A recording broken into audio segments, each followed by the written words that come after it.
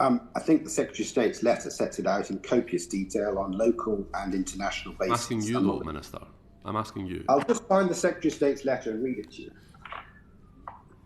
It's the letter dated the 2nd of May. It's at page 2. Yesterday. Oh, Minister.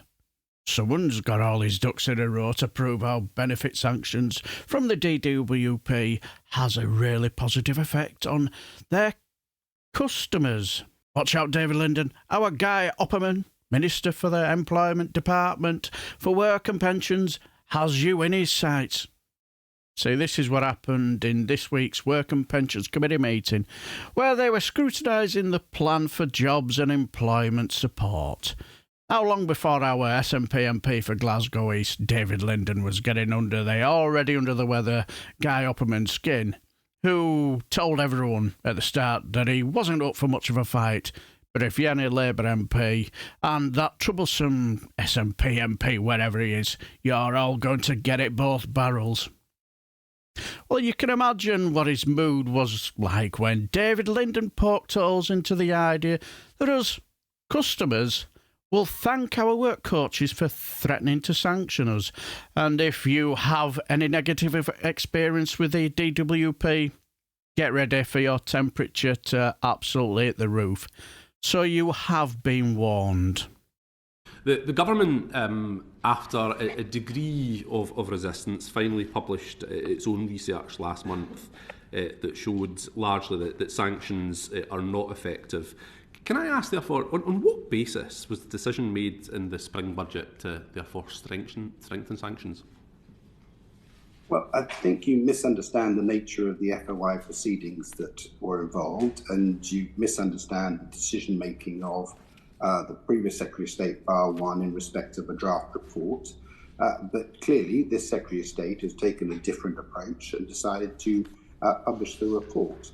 In terms of the situation, in terms of the budget, there is the additional support project that we are engaged with, which we've just begun, which involves a situation where after 13 or 26 weeks, appropriate individuals, many people are screened out of this for obvious reasons, appropriate individuals are brought forward and given 2 weeks of intensive support. I've been to Crawley Job Centre and met with the individual work coaches who are doing this, met with the individuals who are trying to take the project forward. It's very early days, but we also find it is most important to try and give people the maximum amount of support to help them into work, and that's what we're doing. Well, Guy, my experience over the last 2 years with the DWP is certainly a hell of a lot different to yours, my friend. Now I know everybody's individual case with their work coach will be different to mine, but all I can say is mine was about as much use as me wearing my socks while I'm in the bath. Sorry. So I think, we would all agree, and certainly the Secretary of State suggested when he appeared before the committee recently that, we should make policy based on evidence. On that basis then, are you familiar with the academic work from Dr. David Webster from the University of Glasgow? Have you read that? Well, so I think the Secretary of State has dealt with the support for the assertions of why we're doing what we're doing in rather a lot of detail in his letter. I think you really need to have a look at that. I've read the letter, but that's not the question I was asking you with respect, Minister. Are you familiar with the work of Dr. David Webster, who's an expert on sanctions as an academic? Wouldn't it be just easy, just say no, Guy? What a bell tap. So I'm familiar with a variety of forms of work. Dr. Webster's particular piece of evidence I haven't got in front of me right now. No. Excellent. Well, I look forward to you having a look at that. So on that basis, can you tell us what the evidence is that tougher sanctions produce better job outcomes? I think the Secretary of State's letter sets it out in copious detail on local and international basis. I'm asking you, though, Minister. I'm asking you. I'll just find the Secretary of State's letter and read it to you. It's the letter dated the 2nd of May. It's at page 2. Yesterday.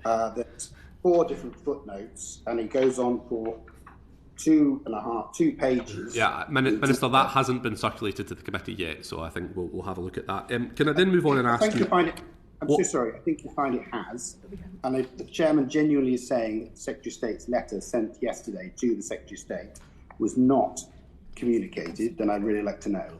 It hasn't been circulated to members of the committee. I think it's been received in the committee office, but hasn't yet been circulated. Oops! I think I've just heard a toilet flush, Guy. Oh dear. So can I apologise, because I had presumed, and I should have checked at the start. Did I hear right there? A Tory apologising? Sweller blabbermouth will have him dragged to Traitor's Gate and flogged unceremoniously. Watch out, Guy. And that is an error, that I presumed that it had been communicated. I can't really do any better, I'm afraid, David, than give you the 2 pages plus on the effectiveness of sanctions and the great detail it goes through, over and above what the Secretary of State gave evidence on, as to all of the particular points that he talks about: the international studies, the work of the IFS, the stats in respect of UC claimants and JSA, etc., etc. Right. Well, can I then ask, does the department hold quantitative evidence that sanctions have a deterrent effect? Sorry, can you repeat? Does the department hold quantitative evidence that sanctions have a deterrent effect? Well, I think the department holds evidence. We've obviously had to publish a draft report, and it also has other evidence in respect of a whole host of different things that supports the assertions that we make. But does it have that quantitative evidence that it supports the deterrent effect? It's just a simple question. It's a yes/no question, really. May I come in? Sure. Minister, I think we do have. I think it's in the letter, but we will check on the effect of sanctions, the deterrent effect of sanctions. That more than 70% of claimants say that the potential for sanctions makes them more likely to look for work. And so is that? Wow. I can imagine your blood must be boiling now, you guys. Yes, we all know that you are all getting a pittance, but if you don't get your finger out and get your arses into gear, next month's payment might just, disappear. Well, that coronation won't pay for itself, Quantitative evidence. I believe so, but I will check. Okay, if it's not been provided, will the department publish that? I believe it is all in the letter, but we will look at that again. Okay, right, and then I think the last question that I would have, it goes back to the issue of work coaches, which I meant to ask earlier. I mean, why, Minister, would work coaches have to use food banks? And are you comfortable with the fact that food banks are operating in job centres to support the staff that administer your own benefits? Well, I can't comment on any individual cases, sorry. Yes, that old get out of jail free card. I cannot comment on individual cases. Thing is, I shall leave a link down below in the description box of this meeting, because you'll see on a number of occasions where he used a number of individual examples to prove a point when it suited him, though. Also watch David Linden's face next. It tells a story. It really does. An absolute picture. Okay. Okay. That's about the question. Now, let me just check. Sir Desmond, did you want to come at this point? Sorry to butt in, but I'll just say you are going to be very surprised with how bonkers Sir Desmond Swayne has to say. And so clearly was our Minister for Employment, Department for Work and Pensions too. Not without having read the letter, we have received evidence from Manchester Metropolitan University, Dr. Fay, I think it was, who had done a survey of people who had been sanctioned. And surprisingly, they found it a negative experience that had negative consequences for their ability to find work. Is the evidence that you've cited in the letter any more objective than that might be considered? I think the answer to that is fundamentally yes, I believe. But obviously the letter was only sent by the Secretary of State yesterday. And I think whilst we can argue this in real time, I think the safest and best policy is for the committee to have a good read of the letter and the various footnotes in the international examples given from Denmark, the Netherlands and others to support the assertion that we're making. And is there anything to support my prejudice that the cohort of people who are generally sanctioned are by their very nature going to be more difficult to find positive work outcomes for. I've never ever found you prejudiced in any way whatsoever, and I'd like that on the record. You two, get a room. Robust but not prejudiced. I think clearly it is never a situation that any work coach wishes to go down the route of. And I have visited so many job centres, and I'm absolutely satisfied that individual work coaches start with a fundamental ethos of trying to help an individual into work and to navigate their journey slowly but surely back into employment.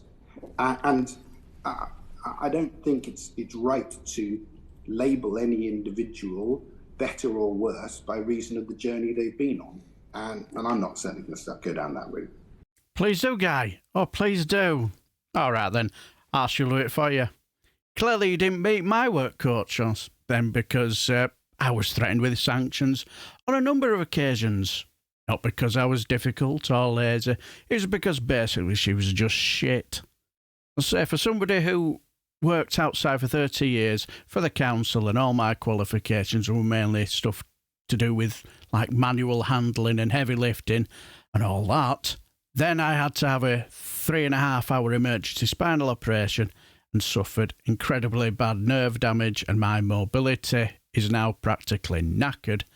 The DWP decided to ignore the advice of my doctors because, what do they know, then shoved me on an intensive job search programme. And then I appealed it for mandatory reconsideration, and again they knocked me back because apparently in a phone call due to lockdown they said I can turn on a DAB radio and I can sit down and read a book. So the jobs I looked for was either tell stories to somebody or maybe become a DJ. I don't know. But during that time, due to my lack of mobility also, I'm on medication now for hypertension that caused me to collapse once, and I fell really heavily and I badly hurt my back and was bedbound for at least good 4 to 5 days. My doctor then decided, due to the fact that I was going to have a meeting with the DWP and they thought that, well, he's not going to make it, decided to give me a fit note because of thinking it's not going to be much help for not just me, but also my wife who has to take me there to see another pointless meeting with my crappy work coach.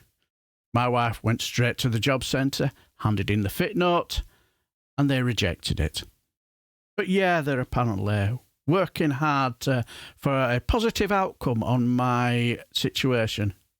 And my wife was barred from the meetings after a while because when my fantastic wife, who I love dearly, lives with me 24/7, I think she would know what I'm more capable of than my work coach.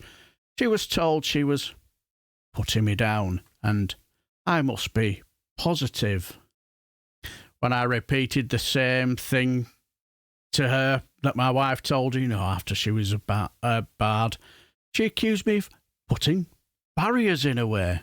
He really couldn't make this nonsense up. See, the thing is, all the while we had taken the DWP's decision to a tribunal, and while we were waiting, my work coach kept saying to us, you won't win, and we need to move forward and get plans in place to get you in the best situation for gainful employment. Well, face it, we won our case. You just should have seen the relief on my wife's face. It was just wonderful to see. The thing is, she was really looking forward to was going down at the next meeting and taking the letter to shove in front of my work coach. Well, the day before the meeting, they cancelled it. Spoil sports, But yeah, I told you this would raise your blood pressure. But sorry about that. But the thing is, when it comes to these meetings, I've done 1 or 2, and the amount of horrendous stories I've heard from people who've had similar incidents with DWP. It's sad to listen to, but I just thought this one was very important. But I'm just going to leave the video here because I'm just going to blather on any longer. So I'll leave a video here and bid you farewell. Also, I just want to say thank you for all your fantastic and lovely, kind words. You know, always appreciated, and love you guys. Take care.